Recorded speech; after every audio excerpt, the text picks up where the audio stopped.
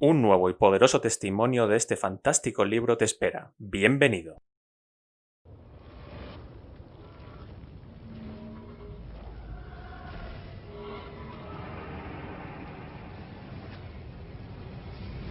Capítulo 12. En el Cáucaso.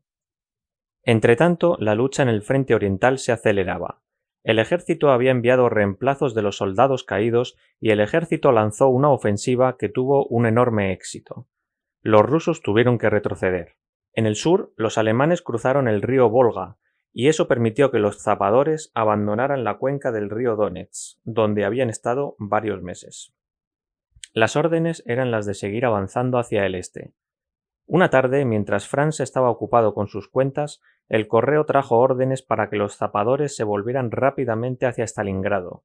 Hitler estaba enviando su 7º ejército allí para conquistar y vigilar esta importante ciudad, y los zapadores ayudarían construyendo puentes y alisando los ásperos caminos de tierra. Franz se fue corriendo a llevarle las noticias al capitán. «Stalingrado», dijo el capitán después de estudiarlas. «Esto no me gusta nada. Yo he oído decir que la ciudad es una fortaleza del ejército soviético. Me temo que perderemos allí a muchos hombres», dijo con un suspiro. Y le devolvió la orden para archivarla. «Pero me parece que no podemos hacer otra cosa. Órdenes son órdenes». Los zapadores comenzaron a avanzar y pronto cruzaron la frontera oriental de Ucrania para entrar en Rusia propiamente dicha. Llegaron a la ciudad de Rostov, cuando repentinamente las órdenes cambiaron.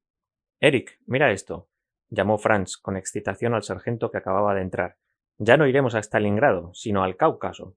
Eric miró el documento. «Hombre, estas son buenas noticias. Stalingrado es un infierno». Miró especulativamente a Franz y dijo: «No pienso que esto tenga nada que ver con tu Dios. ¿Te está cuidando otra vez?» Los zapadores cambiaron el rumbo, cruzaron el río Don y se dirigieron al sudeste, hacia los montes Cáucaso. Mucho más tarde supieron que el 7º ejército en Stalingrado había sido casi completamente destruido en la peor batalla de la Segunda Guerra Mundial. Pronto los zapadores llegaron a la enorme estepa de Kalmikia, una planicie semiárida cubierta de pasto que llegaba hasta el mar Caspio. Con mucha precaución comenzaron a marchar a través de ella, llegando a muchos asentamientos donde la gente parecía estar siglos atrasada con respecto a la civilización moderna. Todavía encendían el fuego golpeando 2 trozos de pedernal hasta que una chispa encendía unos trocitos de musgo seco. Cuando los soldados sacaron sus encendedores de cigarrillos, apretaron un botón y producían una llama en forma instantánea. La gente los miraba sin dar crédito a lo que veían. Durante varios días los soldados alemanes encontraron tan poca agua que el precioso elemento tuvo que ser racionado. En la mañana cada hombre recibía una taza llena de agua un poco salobre, que era todo lo que tenían para lavarse, afeitarse y cepillarse los dientes. Franz desarrolló un sistema que funcionaba en forma bastante eficiente. Sumergía su cepillo de dientes en el agua, se cepillaba los dientes y los enjuagaba con un gran sorbo de agua.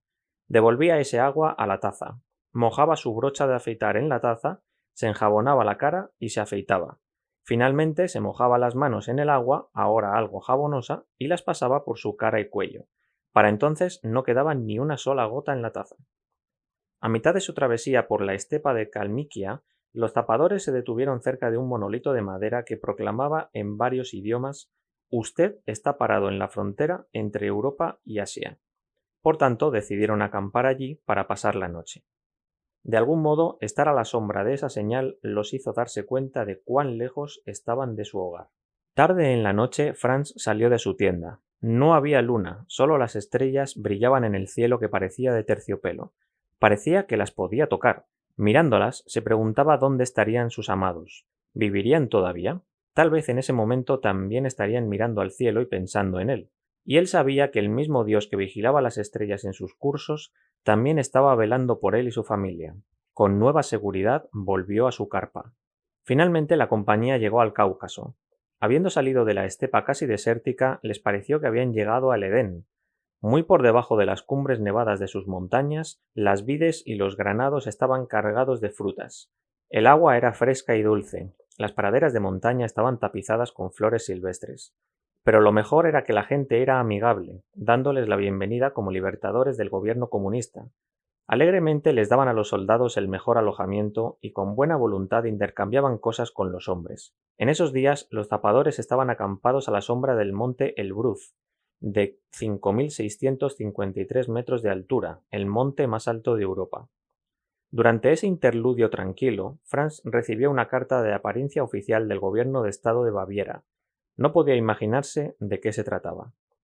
Mirando los sellos postales, vio que la carta había estado en camino durante 4 meses antes de alcanzarlo. Al abrir el sobre y al comenzar a leerla, repentinamente se acordó. Más de 8 años antes había pasado algún tiempo en la ciudad católica de Passau, en Baviera, vendiendo el libro El deseado de todas las gentes, de casa en casa. Un sacerdote lo había acusado falsamente de presentar el contenido del libro de forma malévola, descarriando al pueblo católico, y las autoridades lo habían puesto en prisión. Cuando su caso fue a la corte, él fue hallado inocente de las acusaciones, pero a pesar del veredicto, el juez lo sentenció a 8 años de libertad condicional. Y ahora finalmente tenía en sus manos la carta del gobierno de Baviera informándole que el tiempo de su libertad condicional había concluido y que ahora estaba libre para moverse sin restricciones. ¡Ah! ¡Qué ironía!, reflexionó Franz. Aquí estoy, en la frontera con Asia, involucrado en una guerra amarga, y ahora los bávaros me dicen que soy un hombre libre. Sacudiendo la cabeza, Franz tiró la carta a la basura. Mientras los alemanes estaban atrincherando firmemente en el Cáucaso, los soviéticos pronto reunieron sus fuerzas y lanzaron un contraataque, golpeando a sus enemigos casi cada día desde el aire. La compañía de zapadores 699, junto con la infantería y la artillería alemana, debieron estar en actividad permanente para defender los territorios capturados. Durante ese periodo terrible, el Franz sin armas permaneció sano y salvo mientras muchos de sus camaradas caían. La guerra a menudo hace surgir lo peor o lo mejor de la gente, y durante las peleas intensas un incidente demostró la bondad del capitán Maikus. Uno de los soldados, de nombre Grimm, era dueño de un prendedor de oro del partido, que indicaba que era miembro del partido nazi, un gran reconocimiento. Había servido fielmente a su país en toda la campaña rusa, pero ahora había llegado al punto de quebrarse. El soldado Grimm se acercó a un amigo un día. ¿Sabes qué?, le dijo. Ya he tenido suficiente de este infierno, no aguanto más. Voy a destruir mi arma y me entregaré al ejército ruso. Entonces la guerra habrá terminado para mí. ¿Por qué no vienes conmigo? Grandemente alarmado, el amigo le informó de esta conversación al teniente Gutskal, quien inmediatamente fue a verlo al capitán. Capitán, lamento tener que informar que el soldado Grimm ha hablado con la tropa acerca de desertar a los rusos y animó a otros soldados a hacerlo. Como usted sabe, de acuerdo con la ley marcial, debe ser fusilado de inmediato, antes que pueda socavar la moral de la compañía. Solicito que sea ejecutado. El capitán quedó pensando. Finalmente dijo: Teniente, mándeme al hombre. Quiero hablar con él. El soldado Grimm fue llevado a la oficina del capitán, donde permaneció por más de 1 hora. Durante el momento de pasar lista esa noche, el capitán se dirigió a los zapadores reunidos que esperaban tensamente el veredicto. Soldados, dijo, al evaluar cuidadosamente al soldado Grimm, he llegado a la conclusión de que está mentalmente trastornado. Sus comentarios no pueden ser tomados en serio. Se detuvo un momento y miró a su alrededor, con un mínimo asomo de sonrisa en la comisura de sus labios. Es obvio para mí que ustedes ya se dieron cuenta de su condición, ya que ninguno de ustedes ha tomado con seriedad su sugerencia de desertar. La tensión de los soldados se disolvió en risotadas. Grimm quedó sin castigo.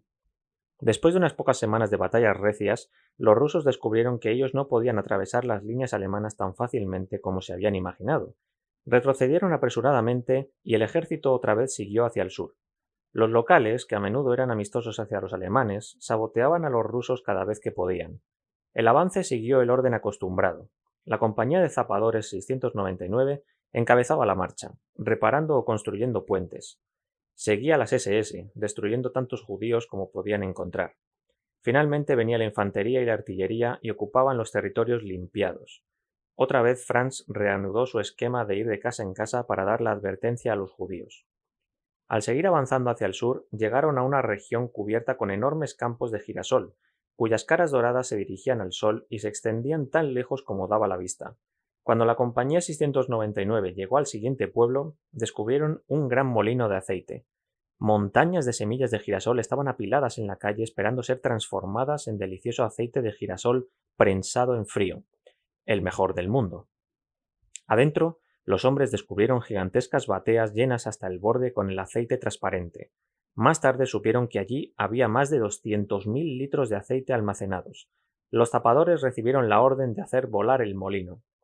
No queriendo ver que se perdiera todo ese aceite, a Franz se le ocurrió un plan y fue a hablar con el capitán. Capitán Maikus, quisiera hacer una sugerencia. Sí, Hassel.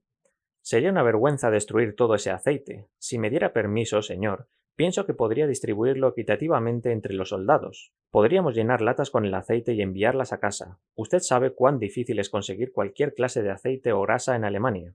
Sería una gran ayuda para nuestras familias. Luego, cuando el molino esté vacío, podemos hacerlo volar. El capitán entrecerró los ojos con escepticismo. No puedo imaginarme cómo podría hacer eso. Pero tiene razón. Allá en casa el aceite es como oro. Si puede sacarlo de allí, tiene mi permiso. Franz se puso a organizar a los zapadores en equipos. Algunos recolectaron latas vacías que habían sido descartadas por la cocina. El siguiente grupo las limpió hasta que estuvieron en condiciones, mientras otros las llevaron a 4 ojalateros profesionales que soldaron las tapas en su lugar, dejándolas solo una pequeña abertura arriba. Luego las llenaron con aceite y las llevaron de vuelta a los ojalateros, que soldaron un trozo de material sobre los agujeros. Las latas se distribuyeron entre los hombres, que las prepararon con la dirección de sus familias y las enviaron a casa. Después del primer día, cuando el operativo estaba avanzando bien, Franz tomó un carro con un caballo, llenó un barril de 100 litros con aceite y anduvo varias horas hasta llegar a un hospital de campaña para conseguir más latas. Él sabía que los heridos en el hospital no recibían nada sino comida enlatada, de modo que cambió el barril de aceite por una carrada llena de recipientes vacíos. Por las noches, Franz invitaba secretamente a los civiles locales a buscar aceite. Venían con botellas de vodka, de agua, vasijas de barro cocido, y Franz las llenaba todas. Por causa de su bondad, la población agradecida no causó ningún problema a los alemanes. En 3 días, la compañía 699 había vaciado la gigantesca batea y entonces dinamitaron el edificio. En casa, el aceite fue como enviado de Dios. Helen cambió algo del aceite por comida, le dio un recipiente al farmacéutico y como resultado ella pudo conseguir medicamentos que normalmente no estaban disponibles. Otra lata se la dio al encargado del edificio de departamentos en el que vivía, y a su vez él reparó rápidamente cualquier daño que había en su departamento y reemplazó los vidrios rotos por la presión del aire durante los bombardeos. Otra vez los zapadores siguieron su camino. El avance se hizo más lento, porque una división de tanques tras otra fue retirada del Cáucaso y enviada a ayudar en la batalla de Stalingrado. Finalmente, en los campos de petróleo de Bakú, junto al mar Caspio y cerca de la frontera con el Irán, el avance alemán se detuvo. Los batallones que quedaban en el Cáucaso estaban demasiado diezmados como para seguir.